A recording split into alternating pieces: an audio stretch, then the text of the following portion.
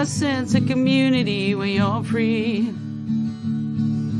Rolling through the mountains, rolling through the valley, rolling through paradise with me. Hello, everyone. Welcome to the show. I'm so pleased to welcome back for another visit, Shawna Lorrine. Hello, Shawna. Hi, Nancy. How are you? I'm good. And how are you doing? I'm doing well. I have a bunch of kittens right now, so I apologize in advance, but they'll be No. You never need to apologize for things like that. Listen, people are showing up with their babies, whatever. Oh, awesome. Okay. Yeah, that's what's happening in my house today. It's all part of it, so it's really good.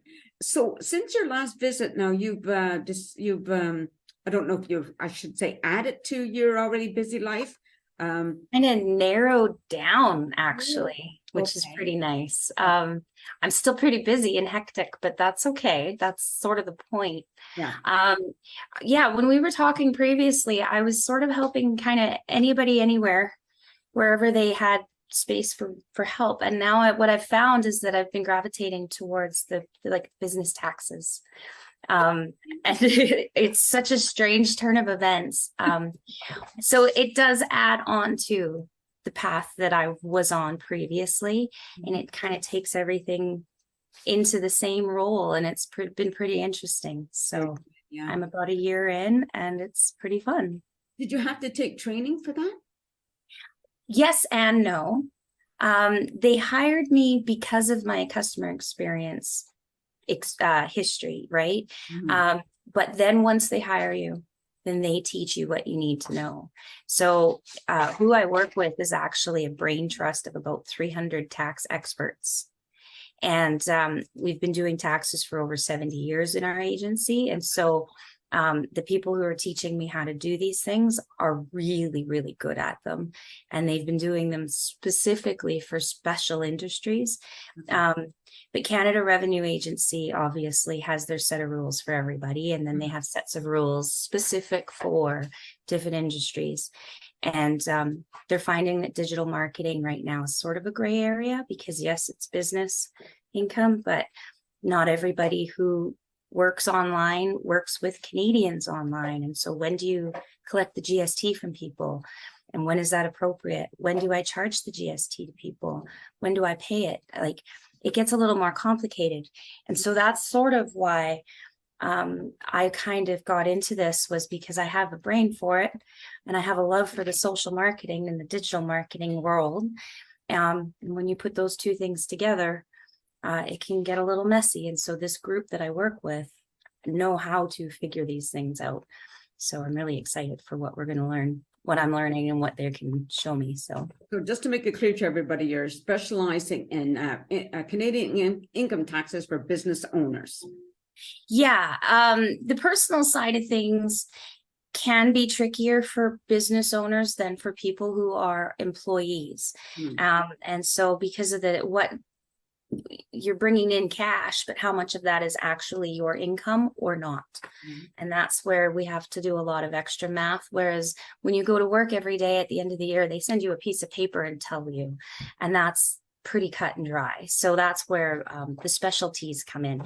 What can be used, what shouldn't be used. And sometimes it's when can you and when can't you. So it gets a little more complicated. Yeah, for sure. I'm just wondering, like I know that when some people are, sometimes they're self-employed and they get paid through PayPal.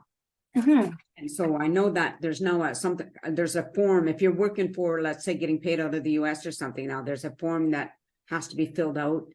Is that something that's included? Well, you see, when there's different countries talking to each other, there are forms involved. And so as a Canadian, you're going to claim any income that comes from everywhere in the world. With the US specifically, we have a tax treaty.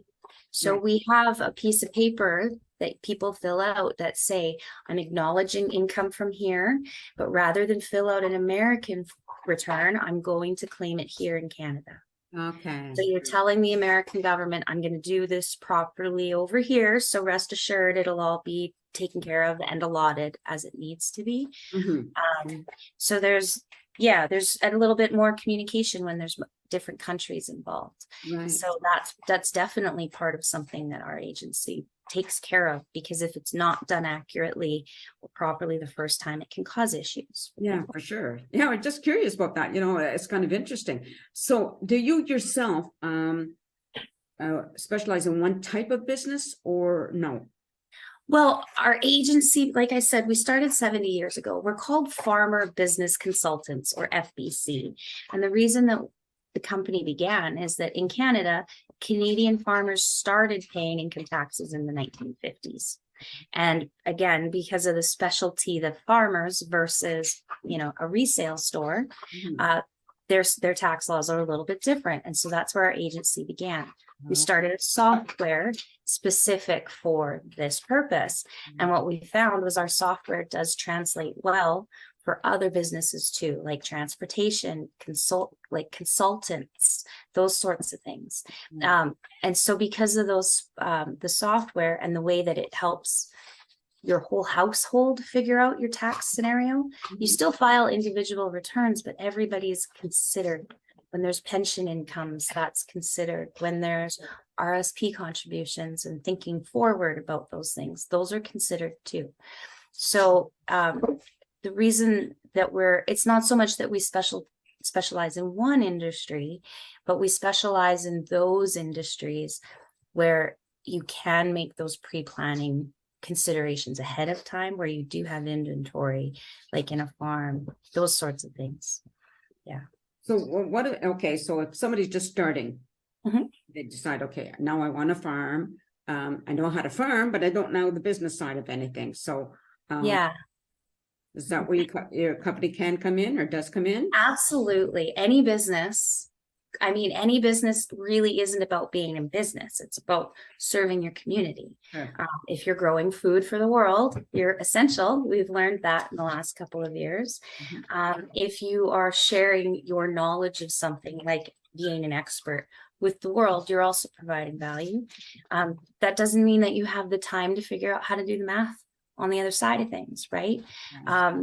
So yes, that is what our agency can help you with, is your tax preparation. But when you sign on with us, you're actually proactively planning for the year ahead. So today, people are coming into 2023 memberships. And the reason for that is you want to know the tax implications of your decisions before you do the thing. Once you've made the transaction, it's difficult to undo it, right? And then your tax implications are in place. So if you know ahead of time what those might be, you're going to make the right decision for your business. Your neighbor's decision might not be the right decision for your situation. And I've personally seen that happen. And then of course, and that was because I was a farmer in my previous life, and I've been a banker and those sorts of things. So I've seen lots of experiences happen where some pre-planning would have saved a lot of tax dollars. Having that in place is important for any new business, I think, because you don't know what you don't know. Yes. Yeah, exactly. That's a really good point. Yeah. Yeah. In any aspects of life, you don't know what you don't know. Yeah. How important is it for somebody who's self-employed to contribute to the CPP? Well, when you're considering a typical employer, they'll deduct off of your pay stub a certain figure for CPP, and it only goes up to $1 amount each year. There's only so much they're going to take. When you're self-employed, you're also going to match the employer contribution of that $1 figure. So you're going to pay double what you would have as an employee. Right. And the reason for that is because your employer also matches that portion. So when you put $500 into your CPP, your employer also does. If you're self-employed, you still put your $500 in, but also you put the employer portion in too. So if you don't do the taxes each year, figure out how much of that revenue is actually income, then you won't know how much you could have contributed to your CPP. Right. It needs to be done though every year on the income that you earn as a Canadian taxpayer. There's times to opt out. based on age. Right. But not often does that happen. And it's something you want to do because eventually you're not going to be working anymore. Well, pension income is important. Passive income is important. And so I know in my mom's demographic and her parents' demographic, the Canadian pension was incredibly important for people's retirement strategy. And it is part of the tax law that unless you fit certain qualifications, then you do contribute to CPP. You do file your taxes each year as a self-employed person to figure out what that amount needs to be. So many people these days, though, are pursuing passive income in a lot of ways, not just in pension income. No, they're writing books. They are creating courses. They're developing how-to scenarios, and they're parking these things online. They're digital assets, and they can sell them over and over and over and over again. That's also passive income. These are, if it's in your business, though, then it could be earned income. These are the intricacies of figuring these things out. But when you're pursuing that passive income as a means of your future financial planning and your retirement strategy, like writing a book, something you can scale, that's when you really need to know how to do your income taxes on a professional basis. You're probably incorporating and looking at different ways to take money out of your business for your personal expenses. Now there's different options and choices. So you want to talk to an expert about that. That's part of why I wanted to focus on the digital marketing side of things. It's very scalable. Yeah. Okay, cool. One of the other things I was thinking about, at what point did you realize that you have that type of brain for that, or the ability? In grade 5, we had moved into the city instead of the small town I was used to, and I just couldn't get around all my friends' houses. They lived that much farther away, and there's traffic and stuff.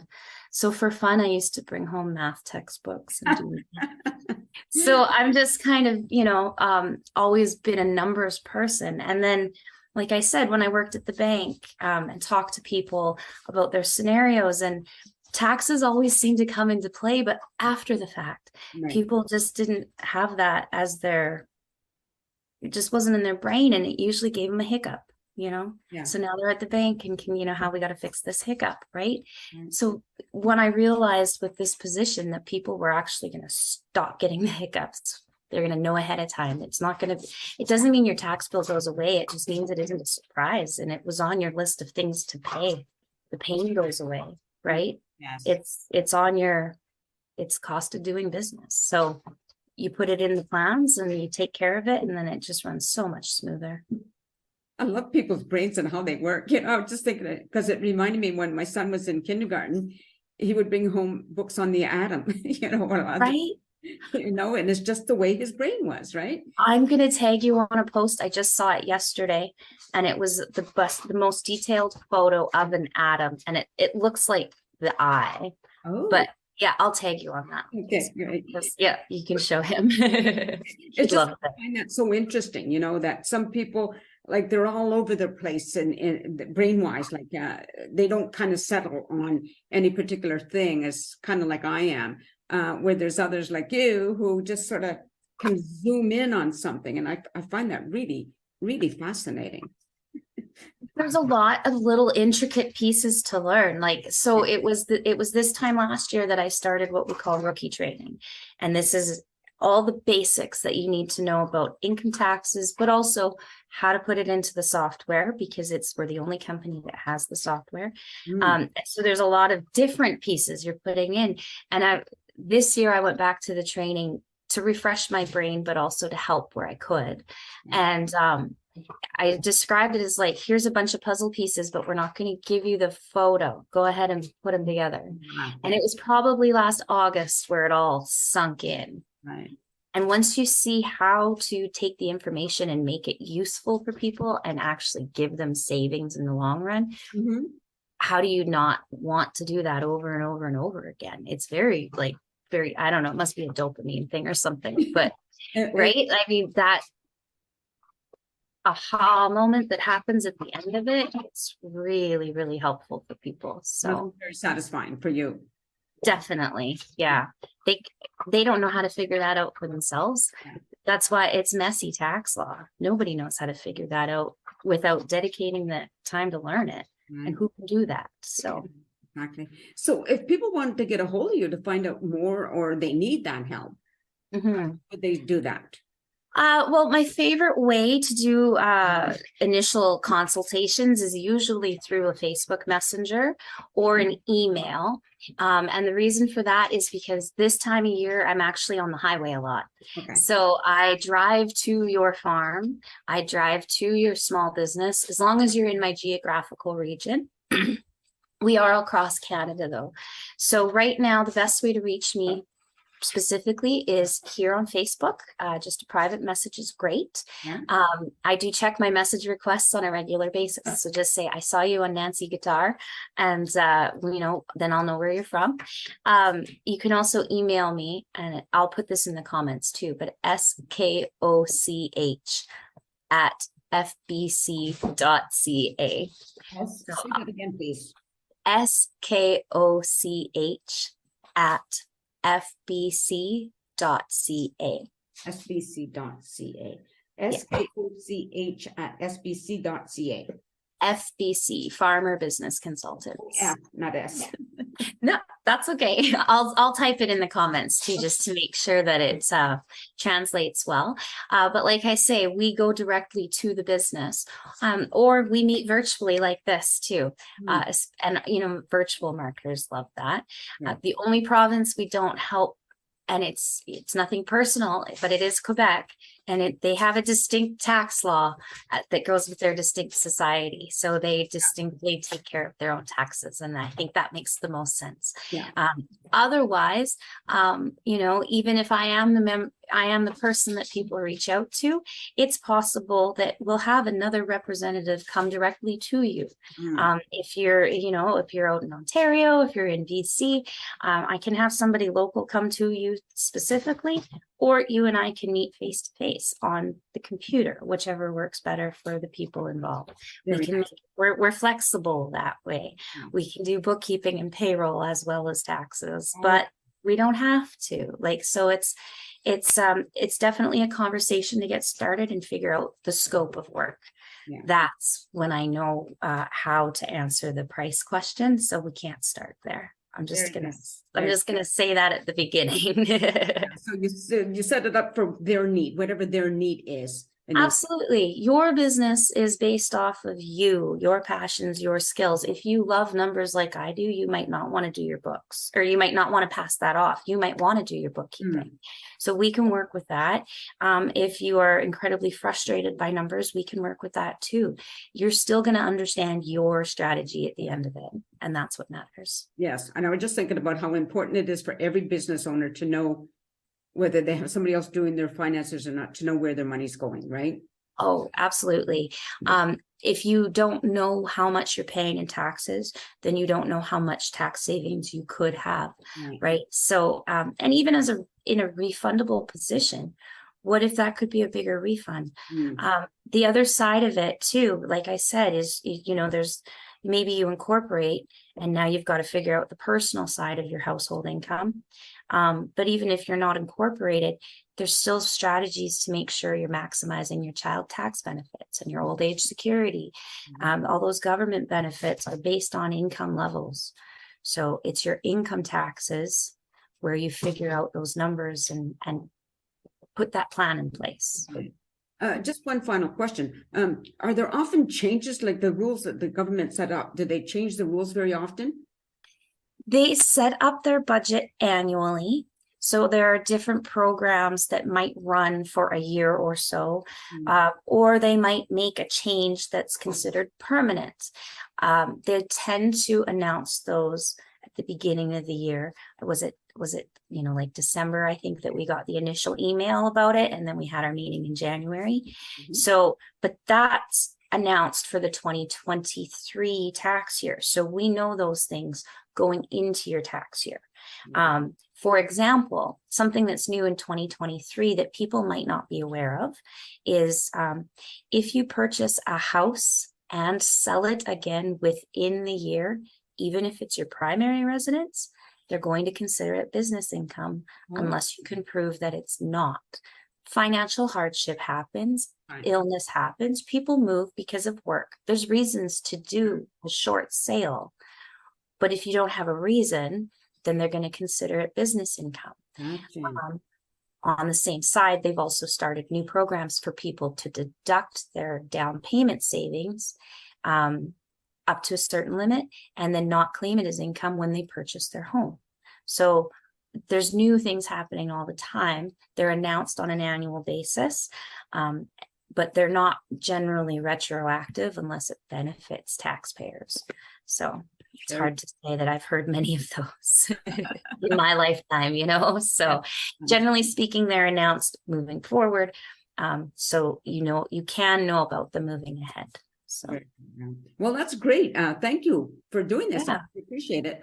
Just stay on camera if you don't mind. Absolutely. Yeah. Thank you for having me again. And hello to everybody. Thanks for watching. And just reach out if you have questions. Yeah, I'm going to conclude. I'm going to include Shawna's information, the email, and well, obviously you're going to see her name. So I know she's on Facebook. That's how I connected with her. So yeah, I hope it was very helpful because I find this type of information really helpful for people who are already have a business or are going into a new business.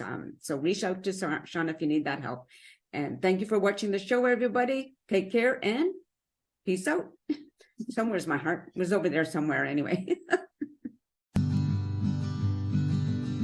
A sense of community, Chilliwack's a place to be. A sense of community where you're free. Rolling through the mountains, rolling through the valley, rolling through paradise with me. It's multicultural, you're sure to see it all. Chilliwack's the place to be, you'll see. Come party in the park, go dancing after dark. Chilliwack's the place to be, you'll see.